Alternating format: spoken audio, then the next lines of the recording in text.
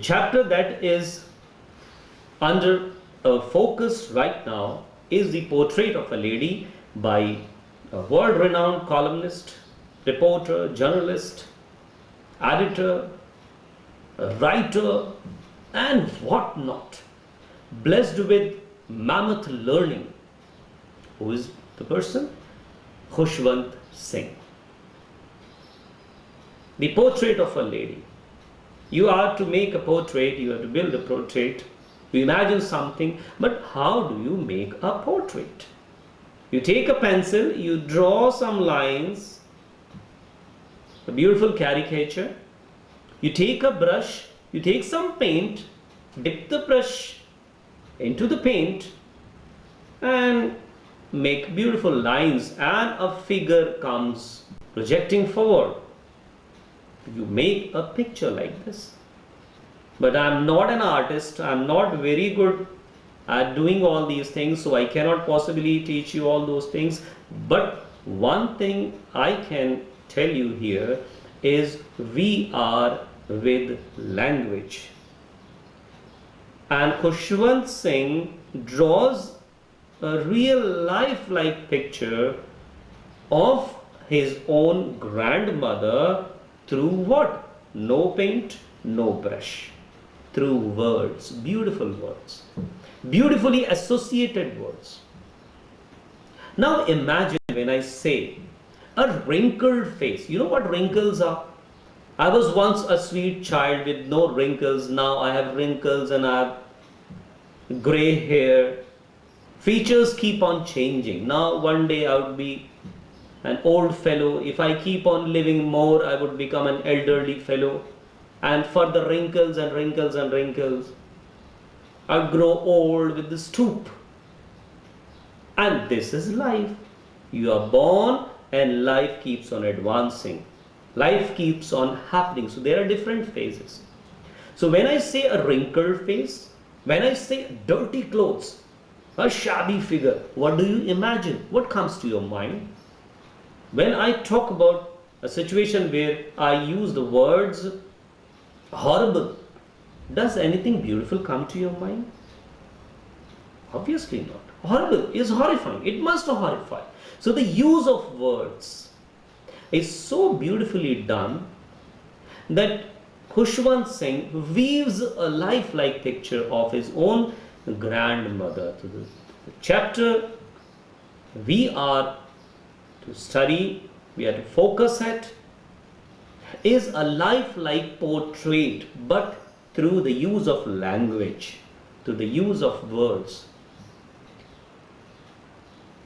Okay, so this chapter talks about the great bond, the compassionate bond between a grandchild and his grandmother. That is the central figure here. Every aspect of this chapter is a fantastic tribute to a grandchild's grandmother. The grandchild is KHUSHWANT Singh, and he talks through this lifelike pen portrait of his own grandmother. A lady who the child assumes, it is amazing to note through the words, he builds such a definite picture of a lady who he thinks, and he is amazed and he wonders every time. In the introductory part of the chapter, you find that he wonders, can this lady be a young blood in some phase of his life? He cannot even imagine such a thing. It seems to that innocent child as if the grandmother with the wrinkled face, with the stooped back, as she looks now, she was exactly the same when she was born. Now it is amazing. We laugh at this ignorance. But this is what. And it comes to our mind also. We start drawing a similar image of a person who has a wrinkled face, all crisscross of wrinkles, lines going here, lines going here. A granny, a grandmother, or grandparents are blessings of God. If they are with you, you are a blessed child. But the grandparents are old. They need to be taken good care of. They need to be respected. They need to be taken good care of at all levels, in every respect. I feel inspired to inspire you further. Do you respect and sit for a while with your grandparents?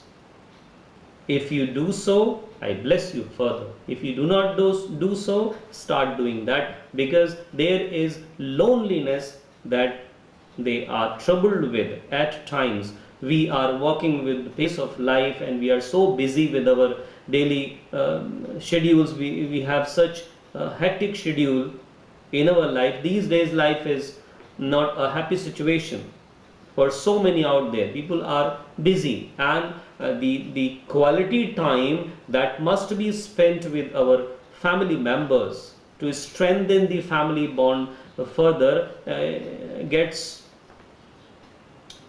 grabbed by gadgets, computer, internet. We want to explore life through window 10, window 8, Facebook, WhatsApp, connecting with friends outside. But the ones we are living with, we do not care about their anxieties, worries, even the happy situations. Somebody is sitting right next to you and you have no idea what the person feels.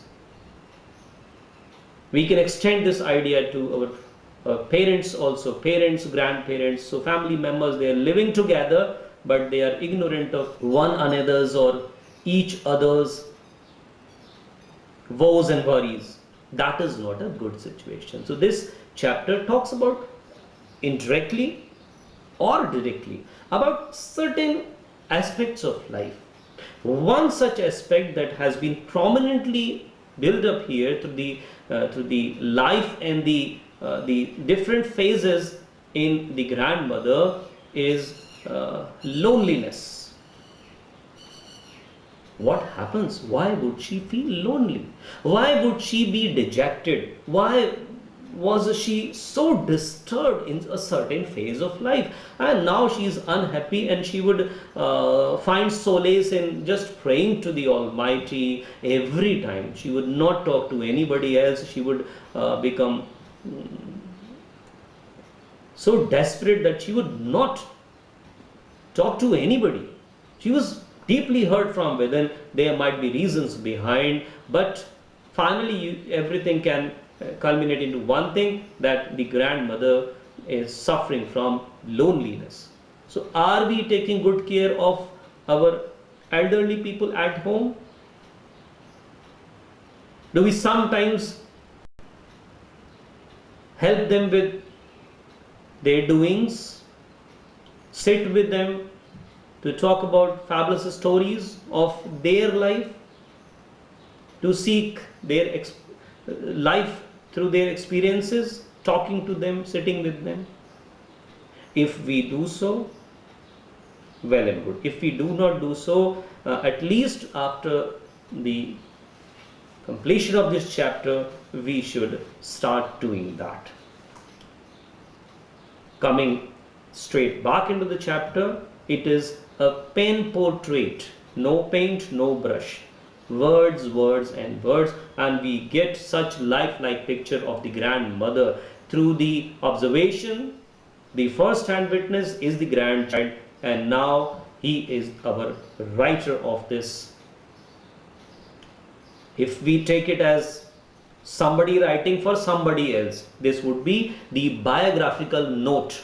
Right now the grandchild writes for the grandmother biographical note, and if he is writing about life collectively, about his own life, and there is of course the grandmother as well, so it would become the autobiographical note.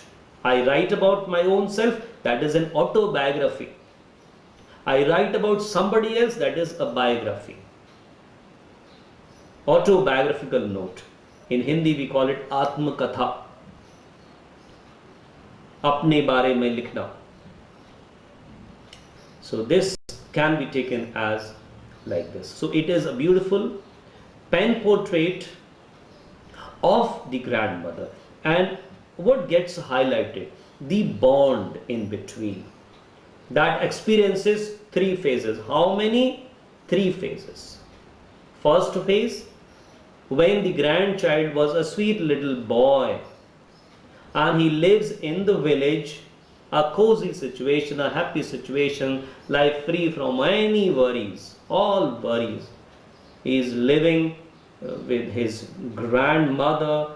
Grandmother is the caretaker, is everything, acting as parent, acting as grandparent, acting as the philosophy of life for him, acting as anything that you can imagine for the grandchild. Beautiful bond, very touching bond between the grandchild and the grandmother.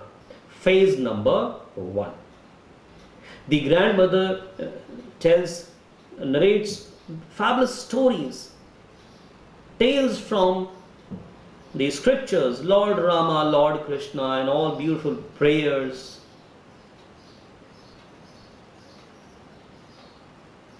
She is not a beautiful singer, but she tries to sing a lullaby for the grandchild, nursing him well, taking good care of all the daily needs. And the grandchild is so happy when he is with the grandmother. A happy situation. Phase number 1. Then the parents who right now were living in the city, you can think and imagine about that the grandchild lives with the grandmother in the village and city. Village versus city. Life in a village is an easy situation. Life in a city is filled with all woes and worries, rushing life, pacing life, hectic schedules. You have to perform a task that would help you to fit into a city life. You have to earn money. In order to earn money, you have to spend hours toiling to do that. You have to travel distances. City is a big thing. Village is a small thing. In village there is nature that tends beautifully to your growth. Happy situations at so many levels, you can imagine. Life in a village, in contrast, is the life in a city that is all hustle and bustle. What a noisy life. You have gadgets, computers, and so many things to get entertained. But in the real sense, all these things have a gift for you as well, and they are the anxieties of a city life. In the village you might have a house of your own, but in the city you might have to live in a rented house, in a rented room. There is a space in the city, but you have a very limited space in a city. City life is hectic, it is expensive in comparison to the village life. So you can assume all these things. Phase number 1, life in the village, happy situation for the grandchild, the togetherness, the bonding, strengthening day by day. Phase number 2, now the parents might have settled. Now they are wanting to call the child to attain education, city life, city education. They think that it is a good situation where the child would be put into some good school, renowned school, and he would be able to attain modern education. With this intention they call the child now, and when the child moves towards the city, the grandmother is the company. And the grandmother and the grandchild, they have to come to city. So what we find here and what pains us is the shift in the bond. I repeat, the shift in the bond. The bond that is very strong in the village. Life that is a happy situation, cozy, filled with all beautiful values of life. Scriptures, prayers, the village temple, the village elementary school, where he gets his very elementary lessons. Ka se kabutar, kha se khargosh. A for apple and B for boy and Z for zebra. Very basic lessons. And teachers in the village, they are very familiar, as if they are just next door neighbors. Few people, lot of space. Nature thriving everywhere. A happy and contented life. You have little, but you are happy. Village life. Shift happens in life, and there is a change in the level of bonding. So phase number 1, village life, the associated bonding between the two. The relation between the grandmother and the grandchild. Phase number 2, they are called, now they come to the city. A change happens. Whenever you wish to make a move, the thought is always positive. I would do this and this thing good is going to come to me. Obviously there is an intention, it must be. Nobody thinks that I would ride a horse and I would throw myself with the horse or without the horse into some ganda nala. You never think such things. You think positive. So the parents thought that the child would be able to attain education in the city life. He would be put into some renowned school and he would attain modern education. The so-called modern education. What I say is like the so-called modern education. I'll tell you the reason later on. But right now just pick it up like this. The so-called modern education. Remember, education is a liberating force. It must bring life in you. Earning a livelihood is a very nice thing. But are you happy with that? There is a crucial question. Ask a question. Whatever you do, first of all, do good. Be good and be united. That is the thing. But we do so many things. We perform so many jobs. But are we really happy? This is a crucial question. You ask it to your own self. Make a research on this. Send me your experience. I will respond to that. Ask me a question. Ask yourself a question today itself. Are you really happy? So when you would probe into your own self, into your own inner being, you would find that there are so many anxieties that are lying latent there, and once you recall, they automatically come to the surface, and you find, oh, you are a troubled soul, you are a bruised soul. So a city life has all such elements that come in your life whenever you want to attain something. So in order to earn something, you have to sacrifice something. That is the sure thing. So when they come to to experience the city life, particularly since this chapter takes the central figure as the grandmother, or the grandmother as the central figure, she is the protagonist. The chapter revolves around the grandmother and the bonding between the KHUSHWANT Singh, the grandchild, and his grandmother. The child who was so little, a tiny tot, now grows up. Now in the city he goes to some school, is to attain some modern education. Grandmother is not happy with that. Why? The text would reveal you the reasons. I'll tell you, I'll explain.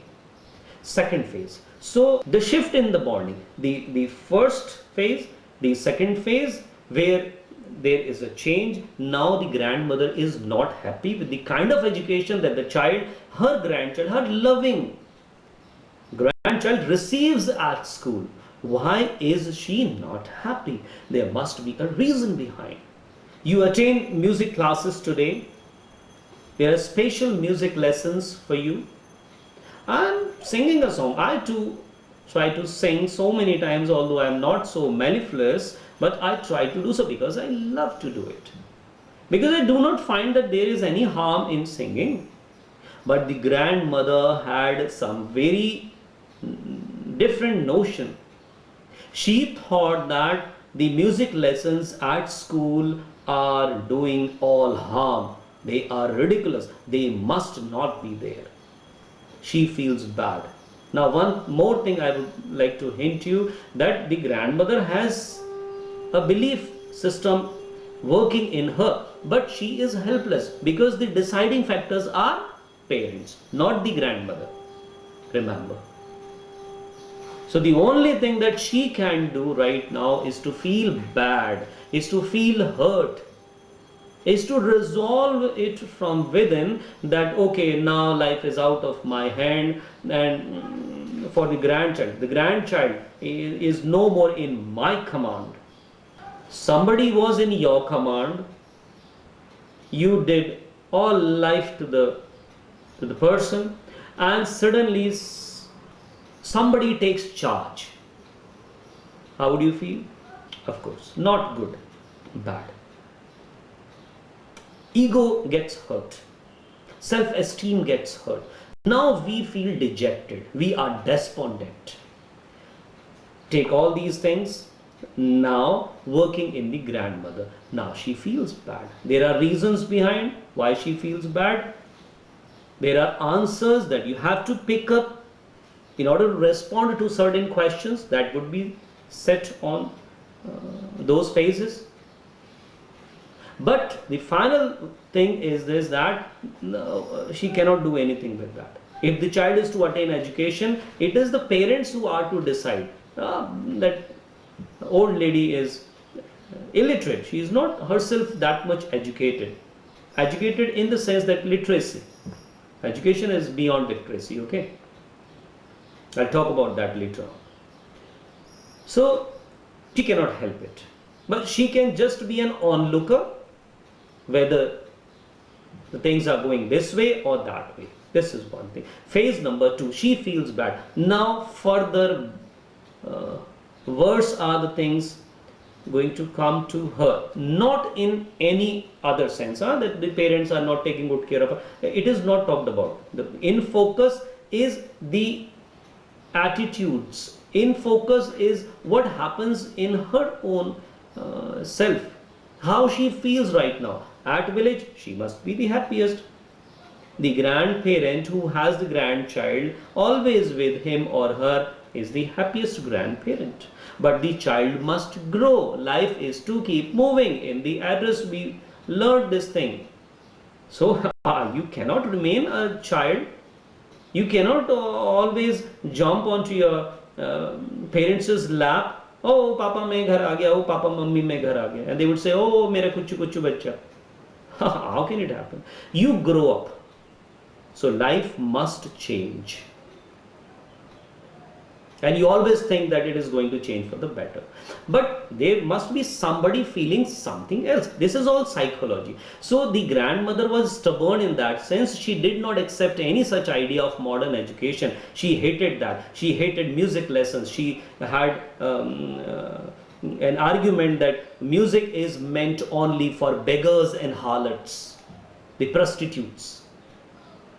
And she would never accept any such idea that music lessons should be given to her grandchild. Therefore, she was extremely sad. She felt bad. But since she was not the deciding factor, the deciding factors were the parents, the child's parents.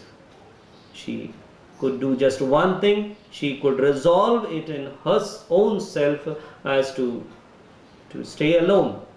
Let me not speak. Ab main chup rahungi. But she is a hurt soul right now. So phase number 2. And then we move on to the third phase. So I divide it for you, this chapter for you at 3 levels. One is the first phase, life in village. Second is life in city. In city also there are 2 phases. First phase, when he is attaining some lessons up till 12th standard or something like that, the schooling years, and then he has to further grow up. The child has to go abroad even to attain higher education.